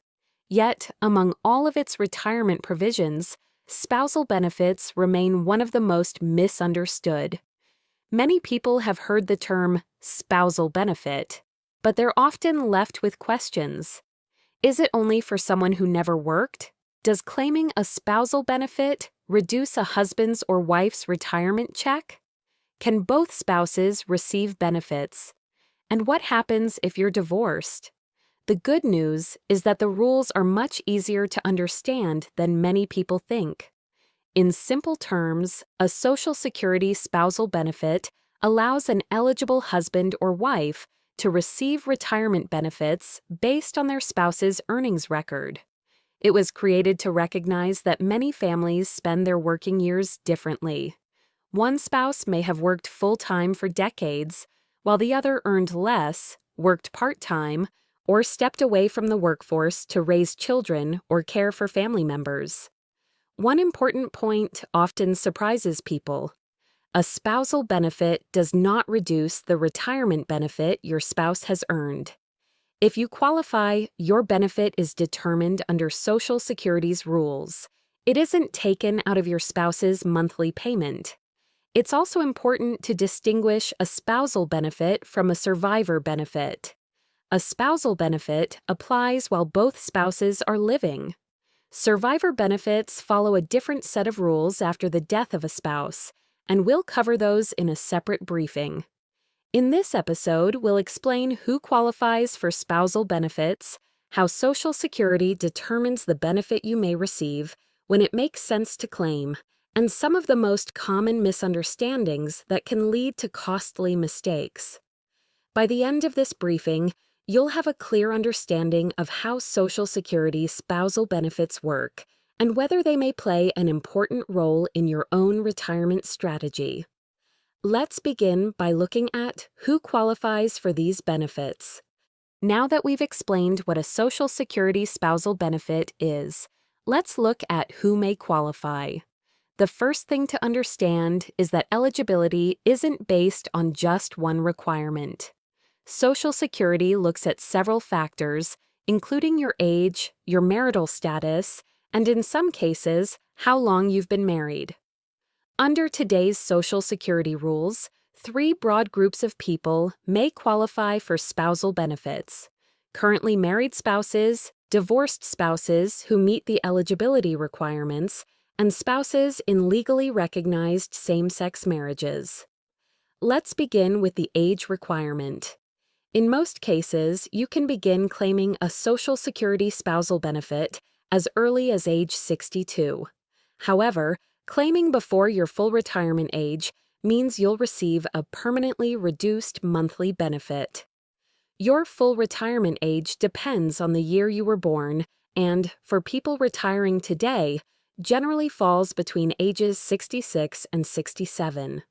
Waiting until your full retirement age allows you to receive the maximum spousal benefit available under the rules.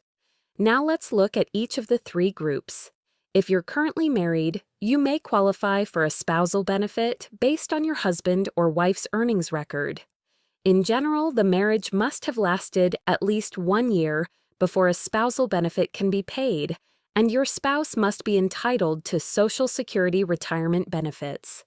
If you're divorced, you may still qualify for a spousal benefit based on your former spouse's earnings record.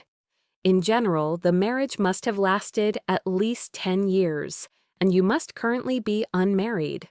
If you meet the eligibility requirements, claiming a divorced spousal benefit does not reduce your former spouse's benefit, and your former spouse does not need to approve your claim or even be notified that you've applied. If you're in a legally recognized same-sex marriage, the same eligibility requirements and benefit calculations apply under current federal law.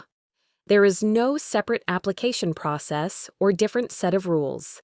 As you can see, the eligibility requirements become much easier to understand when they're broken down into simple steps.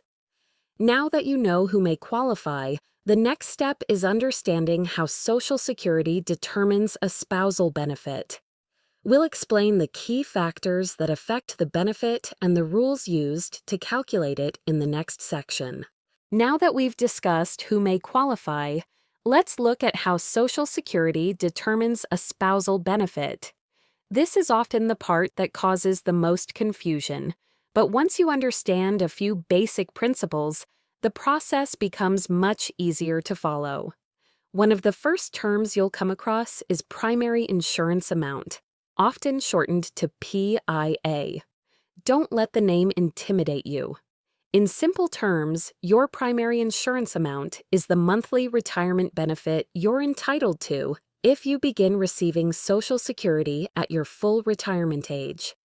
Think of it as a benchmark that Social Security uses when calculating many retirement benefits, including spousal benefits. You may wonder why Social Security doesn't simply use the amount your spouse is actually receiving each month. The reason is that monthly retirement benefits can vary depending on when someone chooses to begin claiming. A person who claims early generally receives a reduced monthly benefit, while someone who delays retirement beyond full retirement age may receive a larger monthly benefit through delayed retirement credits. To create a consistent starting point, Social Security generally uses the primary insurance amount, not necessarily the monthly amount currently being paid. Now, let's talk about one of the most common statements you'll hear. Many people say a spouse can receive up to 50% of the other spouse's Social Security benefit. The words "up to" are extremely important because they don't mean everyone automatically receives half of their spouse's retirement benefit. Here's a simple example. Suppose one spouse has a primary insurance amount of $2,400 per month. Under today's rules, the maximum spousal benefit is generally based on 1/2 of that amount, or $1,200 per month. Think of that $1,200 as a ceiling rather than a guaranteed payment. Whether you actually receive the full amount depends on several factors, including when you begin claiming and whether you also qualify for retirement benefits based on your own work record. Let's look at claiming age first. If you begin receiving a spousal benefit before reaching your full retirement age, your monthly benefit is permanently reduced. Waiting until your full retirement age allows you to receive the maximum spousal benefit available under the rules. Now let's look at your own work history. Suppose your own earnings record qualifies you for a retirement benefit of $900 per month, while your maximum spousal benefit is $1,200. Social Security doesn't simply pay you both amounts. Instead, it generally pays the retirement benefit you've earned on your own work record first. If you're eligible for additional spousal benefits, Social Security adds a spousal benefit to bring your total monthly payment up to the amount you're entitled to under the rules.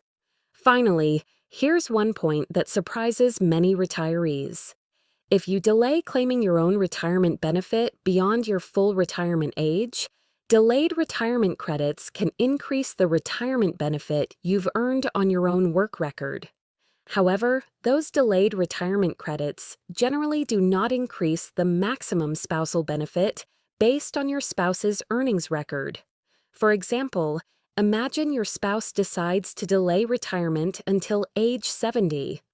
Their own monthly retirement benefit may increase because of delayed retirement credits, but the maximum spousal benefit is still generally based on your spouse's primary insurance amount at full retirement age, not on the larger monthly benefit created by delaying retirement.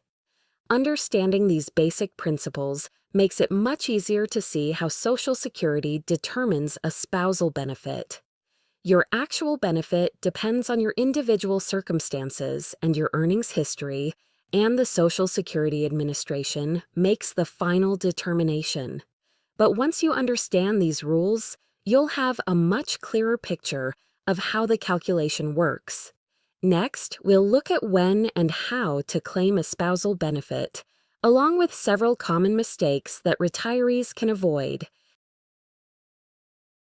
Question is when and how to claim it. While you can generally begin claiming a spousal benefit as early as age 62, deciding when to file deserves careful thought.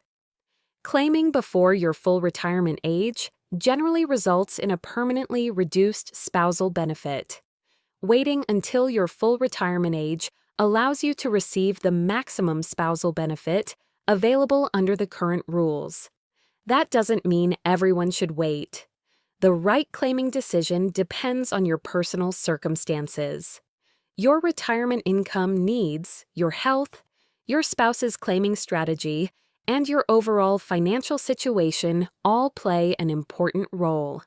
What works well for one couple may not be the best choice for another. When you're ready to apply, Social Security offers several ways to file a claim. Many retirees choose to apply online through their My Social Security account. You may also apply by telephone or schedule an appointment with your local Social Security office if you prefer speaking with a representative. Before filing your application, it's a good idea to review your Social Security earnings record. Confirm that your employment history has been recorded accurately and that your personal information is current. Identifying and correcting any errors beforehand can help prevent unnecessary delays. Let's finish with a few common misunderstandings. First, don't assume you'll automatically receive the maximum spousal benefit simply because you qualify. As we've discussed, your claiming age and your own retirement benefit may affect the amount you're entitled to receive. Second, claiming a spousal benefit generally does not reduce your spouse's retirement benefit. Your benefit is determined under Social Security's rules and is not deducted from your spouse's monthly payment. Third, don't assume that understanding the general rules tells you exactly what your own benefit will be. Every retirement situation is different. Your earnings history, your spouse's work record, Your age when you claim and other factors all influence your individual benefit. The Social Security Administration is responsible for determining eligibility and calculating your benefit under current law. We've now covered what a spousal benefit is, who may qualify, how Social Security generally determines the benefit, and what to consider before filing a claim. In our final chapter, we'll answer several practical questions that retirees frequently ask and leave you with a few key takeaways to help you better understand your options. Before we conclude this briefing, let's answer a few practical questions that often come up after people learn about Social Security spousal benefits. One of the most common questions is whether both spouses can receive Social Security retirement benefits. The answer is yes. If both spouses have earned enough Social Security credits through their own work history, each may qualify for retirement benefits based on their own earnings record. If one spouse is also eligible for a higher benefit based on the other spouse's work record, Social Security will determine the benefit they're entitled to receive under the current rules. Another question is whether a spousal benefit begins automatically. In most cases, it does not. If you believe you qualify for a spousal benefit, you'll generally need to apply for it. That's why understanding your options before making a claiming decision is so important. People also ask whether their benefit can change over time. The answer depends on your individual circumstances. Changes in your work record, your marital status, or other factors may affect your eligibility or the benefits you're entitled to receive. Whenever your circumstances change, it's a good idea to review your situation with the Social Security Administration. Before filing any claim, take a few minutes to review your My Social Security account. Confirm that your earnings history is accurate, review your estimated retirement benefits, and make sure your personal information is current. A few minutes spent reviewing your record today may help prevent problems later. As we reach the end of this briefing, let's take a moment to reflect on what we've learned. Social Security spousal benefits often seem confusing because there are several rules working together. But once those rules are explained in plain English, the overall picture becomes much easier to understand. Today we've explored what a spousal benefit is, who may qualify, how Social Security generally determines the benefit, and the factors to consider before deciding when to claim. We've also discussed some of the most common misunderstandings that can lead to unnecessary confusion. If there's one message we'd like you to remember, it's this. Understanding how Social Security works allows you to ask better questions, recognize your options, and make more informed retirement decisions. That's far more valuable than simply memorizing a few rules. At the same time, every retirement situation is unique. Your work history, your spouse's earnings record, your age when claiming, and other personal circumstances all contribute to your individual benefit. The Social Security Administration is responsible for determining your eligibility and calculating your benefit under current law. Our goal has never been to replace the Social Security Administration. Instead, it's to help you better understand the system so you can approach your retirement decisions with greater confidence. Thank you for spending your time with us today. If you found this briefing helpful, we invite you to subscribe and explore the rest of the Retirement Briefing Library, where we explain retirement topics in clear, practical, plain English. Until next time, thank you for watching, and we wish you a healthy, confident, and well-informed retirement.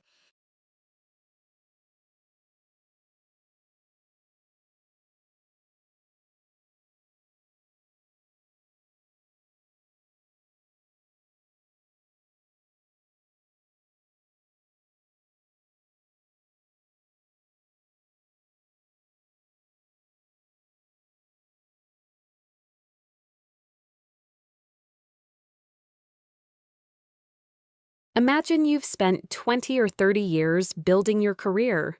You've worked hard, paid your taxes, and supported your family. Then, without warning, a serious illness or life-changing injury makes it impossible to continue working. Your paycheck suddenly stops, but your mortgage or rent, utility bills, groceries, insurance premiums, and everyday living expenses don't disappear.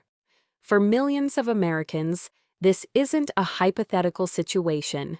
It's a reality that can happen at almost any stage of a working career. That's where Social Security Disability Insurance, commonly known as SSDI, comes in. SSDI is designed to provide financial support to eligible workers who develop a severe disability that prevents them from performing substantial work for an extended period. While it may not replace a full paycheck, it can provide an important source of income during an extremely difficult time. One of the biggest misconceptions about SSDI is that it's a government assistance program based on financial need. In reality, SSDI is an insurance program. Throughout your working years, you and your employer pay Social Security payroll taxes. Part of those payroll taxes helps fund disability insurance coverage. In many ways, it's similar to other forms of insurance. You contribute while you're working, and if you later meet the program's eligibility requirements, you may qualify for benefits when you need them most. Another source of confusion is the difference between SSDI and SSI. Although the names sound similar, they're two separate programs with different eligibility rules. Social Security Disability Insurance is based primarily on your work history and the Social Security taxes you've paid over your career. Supplemental Security Income, or SSI, is a separate needs-based program intended for individuals with limited income and resources, regardless of their work history. Because both programs are administered by the Social Security Administration and both serve people with disabilities, they're often confused. Understanding that distinction is one of the first steps toward understanding your potential eligibility. In the next section, we'll explain who qualifies for SSDI, how Social Security defines disability, and why meeting the medical requirements alone isn't always enough to receive benefits. Common questions people ask is, do I qualify for SSDI?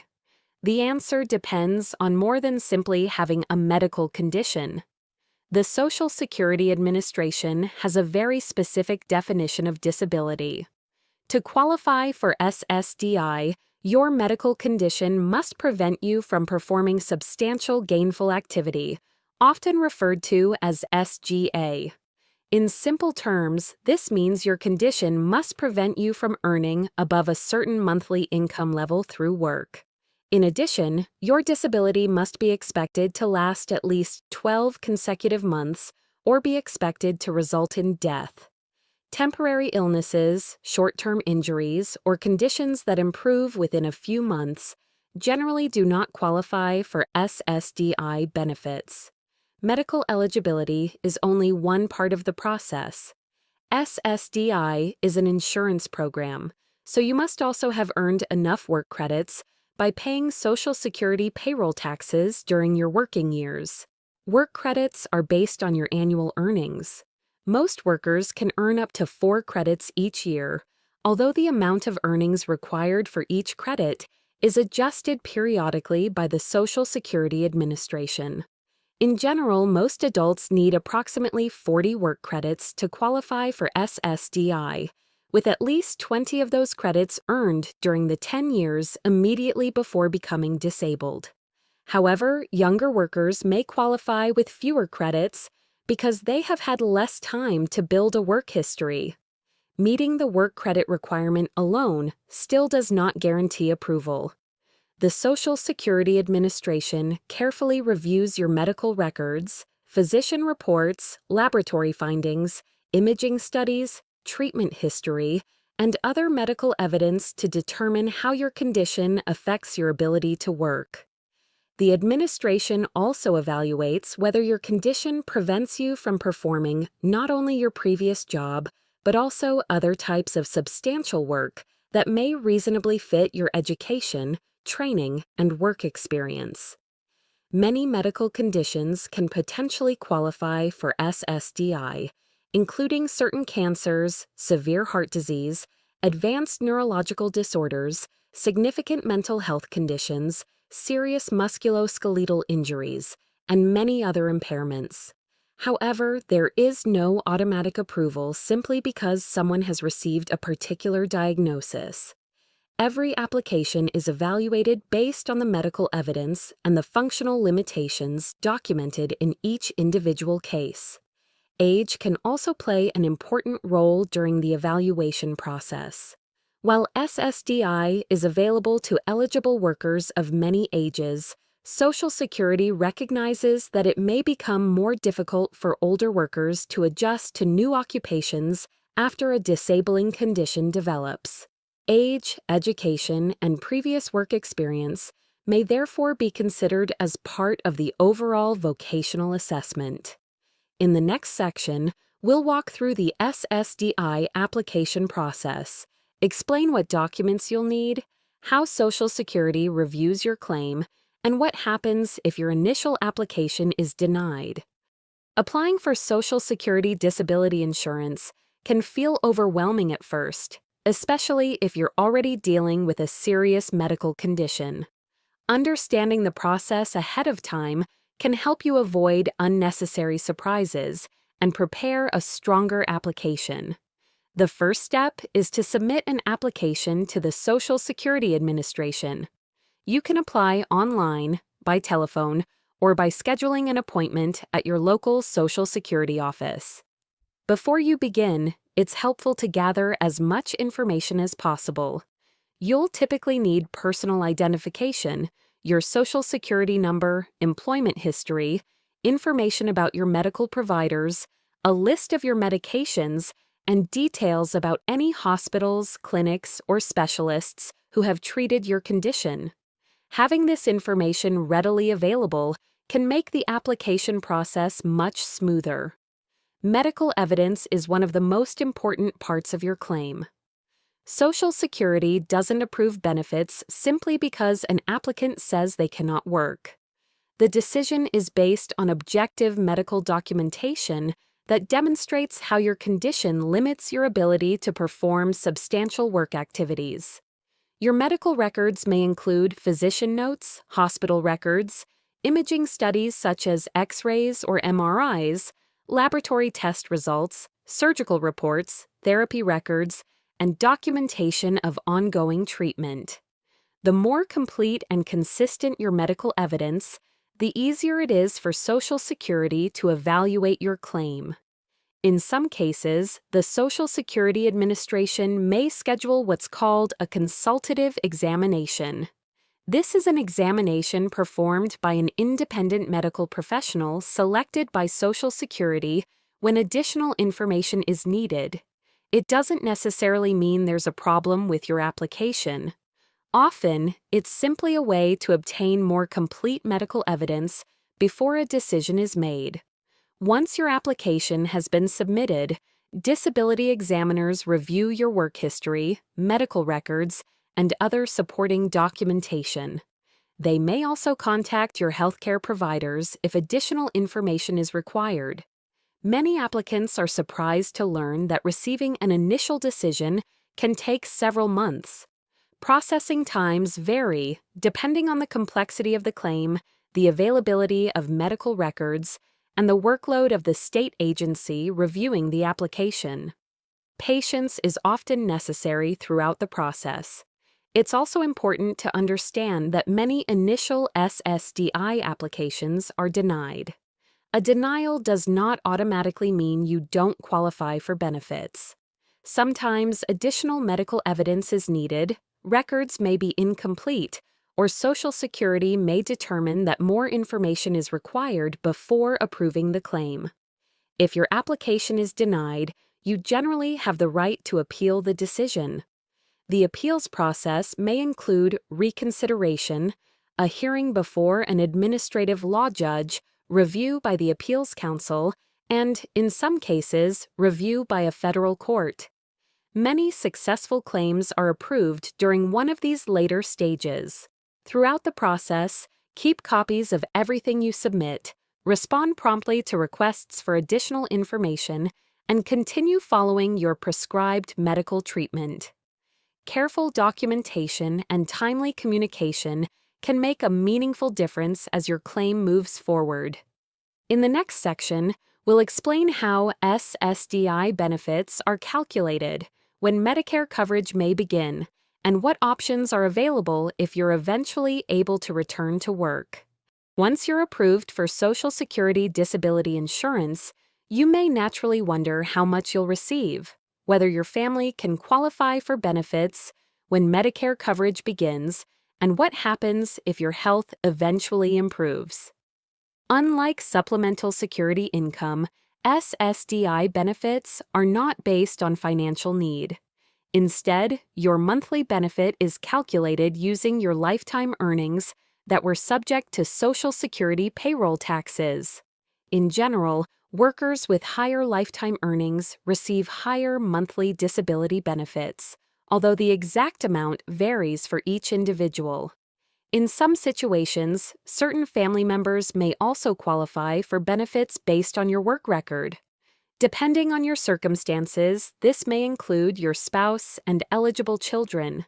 Social Security has specific rules that determine who qualifies and how much can be paid to family members. Many people are surprised to learn that Medicare coverage is also available to most SSDI beneficiaries. In most cases, Medicare eligibility begins after a 24-month waiting period following entitlement to disability benefits.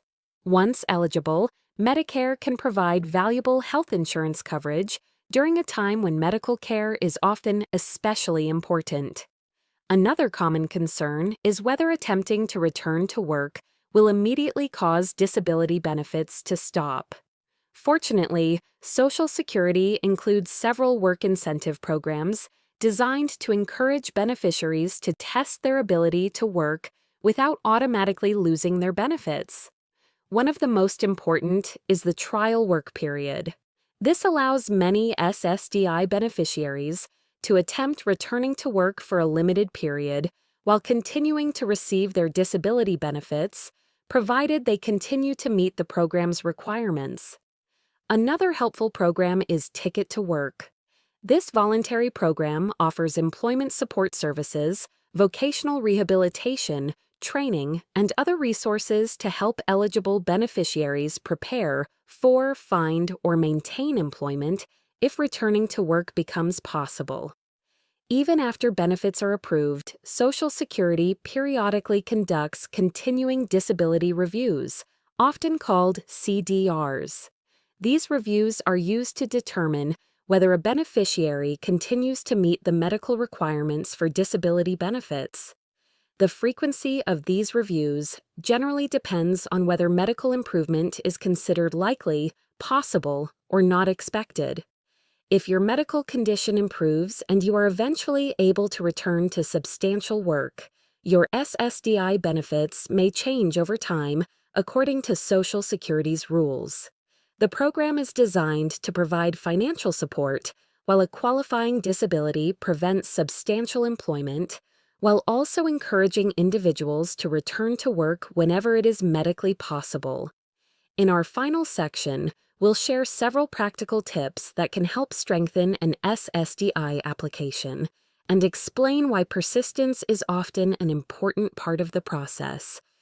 If you ever need to apply for Social Security disability insurance, taking a few practical steps before submitting your application can improve the process and help ensure that your claim is as complete as possible. First, keep thorough medical records.